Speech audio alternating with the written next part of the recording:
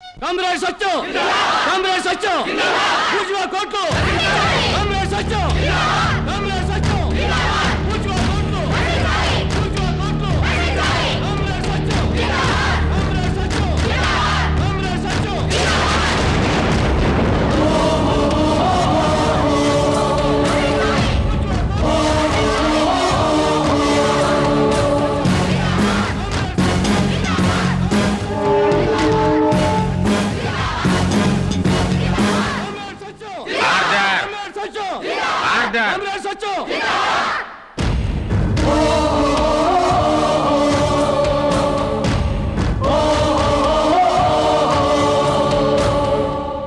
సత్యం గారు, తీర్పు వినబోయే ముందు మీరు ఏమైనా చెప్పుకుంటారా?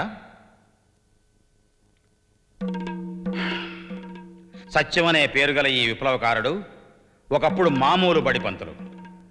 బలపాలు పట్టించి అక్షరాలు దిద్దించాల్సిన ఈ మాస్టారు ఆయుధాలు పట్టించి ప్రభుత్వాన్ని కూల్చేందుకు ప్రయత్నం చేశాడు అని ఇతని మీద ప్రాసిక్యూషన్ వారి ఆరోపణ.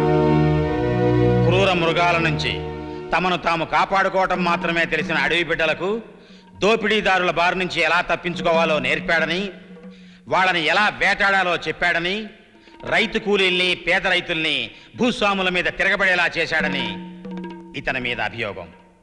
తను పనిచేస్తున్న గిరిజన గ్రామాల్లో ప్రజల్ని చైతన్యవంతుల్ని చేస్తున్నాడని ఇతన్ని పదే పదే బదిలీలు చేశారు. ఫలితం ఉద్యమం పల్లెపల్లెకు విస్తరించింది.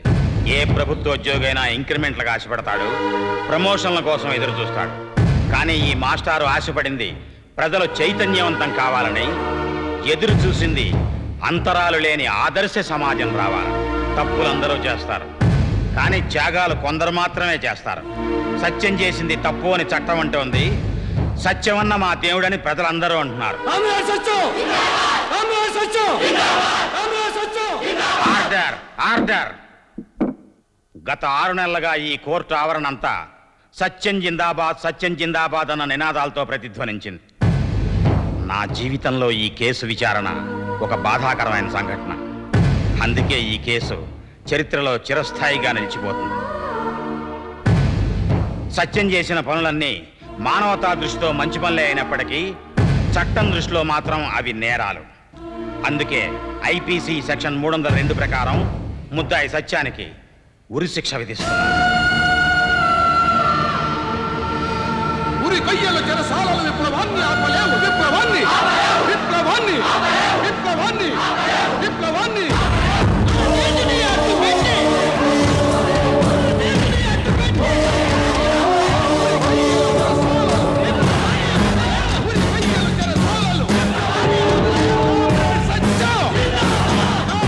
సత్యం అన్న,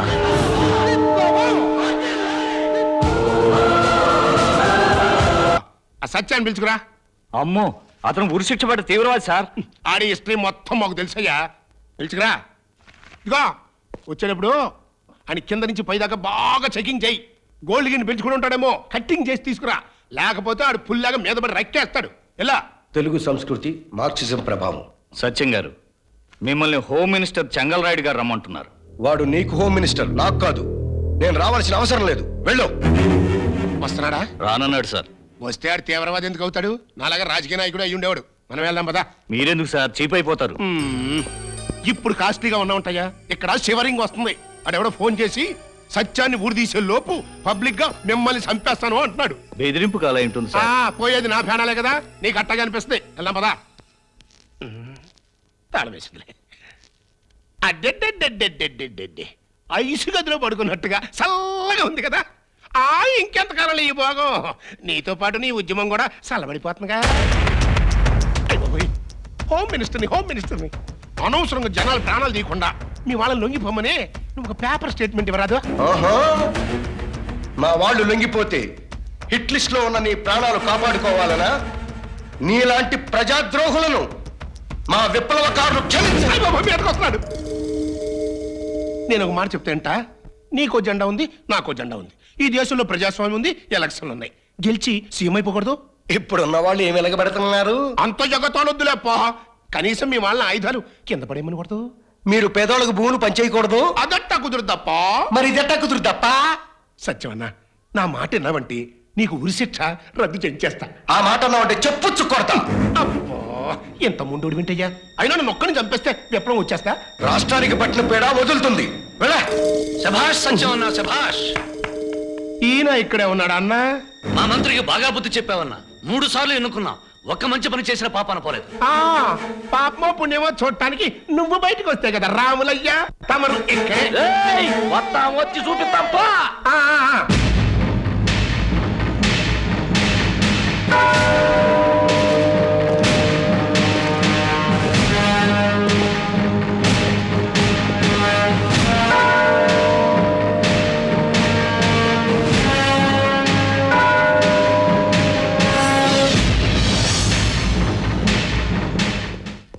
సత్యం, నీ ప్రాణాలు కాపాడుకోవాలని మెర్సీ పిటిషన్ తీసుకొచ్చాను.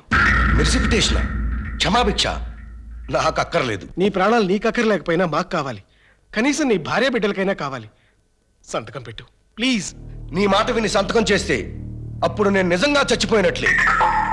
నేను ఏ పాలక వర్గాలకు, దోపిడీదారులకు, ప్రభుత్వాలకు వ్యతిరేకంగా పోరాటం చేస్తున్నానో వాళ్ళను, ఆహా, ఆ ప్రజా హంతకులను ప్రాణభిక్ష అడిగితే అంతకన్నా ద్రోహం లేదు.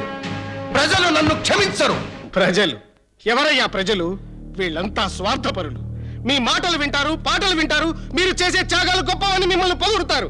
కానీ మిమ్మల్ని నడి బజార్లో నుంచోబెట్టి కాల్చి చంపుతుంటే ఒక్కళ్ళు కూడా రారయ్యా, రారు. సత్యం, ఒక్కసారి ఆలోచించు. నువ్వు చనిపోతే నీ భార్య బిడ్డల గతేం కావాలి చెప్పమ్మా, నువ్వన్నా చెప్పు. ఏమరుణ, నువ్వు కూడా దయాభిక్ష కోసం నువ్వు దిగజారిపోవని నాకు తెలుసు. ప్రాణాలను లెక్క చేయని నీ ధైర్యాన్ని కళ్ళారా చూద్దామని వచ్చాను. నీ భావాలు, నీ స్పర్శ, నీతో గడిపిన రోజులు, నీ జ్ఞాపకాలు, వాటికి మరణం లేదు. నీ జీవిత సహచరునైనందుకు గర్విస్తున్నాను. కామ్రేడ్, నీ ఆశయాలను కొనసాగిస్తానని ప్రమాణం చేస్తున్నాను. శాబాష్. ఓహో, ఎంత గొప్ప ఇల్లాలివమ్మా. ఆ భర్తకి తగ్గ భార్యవి. చాలమ్మా, చాలు తల్లి, చాలు. అయ్యా, మీరైనా చెప్పండి అయ్యా, వాడు చనిపోతే నేను భరించలేనయ్యా. ఒక మామూలు లాయర్ ఎందుకింత తాపత్రయపడుతున్నాడని ఆలోచిస్తున్నారా? వాడు నా తమ్ముడయ్యా. ఒక తల్లి కడుపున పుట్టిన వాళ్ళం. రండి అయ్యా, రండి. వాడిని ఎలాగైనా సంతకం పెట్టమని చెప్పండి అయ్యా. వాడిని కాపాడుకోవాలి. ఎంతైనా నీ తోడబుట్టినవాడు, మాట వినండి. అన్నా, సంతకం పెట్టు. నీ మాట వినలేదని బాధపడి కన్నయ్య. వెళ్ళి ధైర్యంగా బతకడం నేర్చుకో.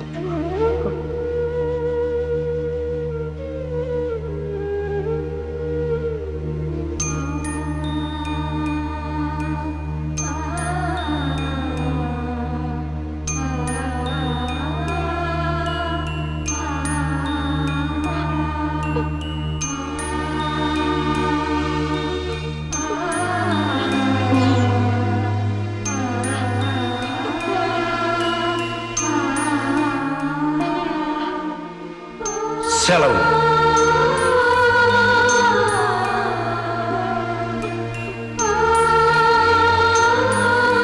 అమ్మా,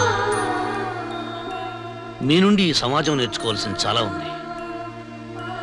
నా పేరు శ్రీరాములయ్యా.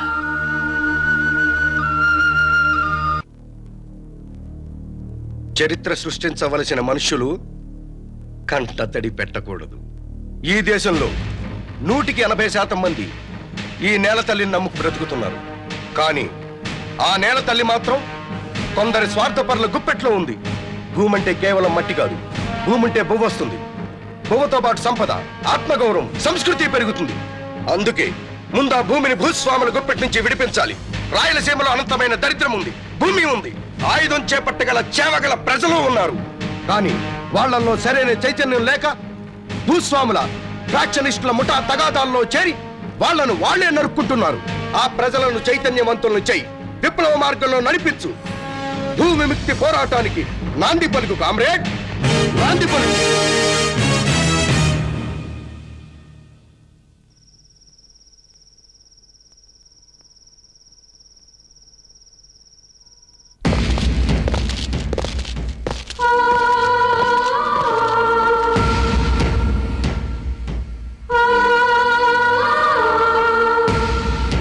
అన్నా, నన్ను క్షమించన్నా. ఇందులో నా పాపం ఏమీ లేదన్నా. విప్లవం వర్ధిల్లాలి.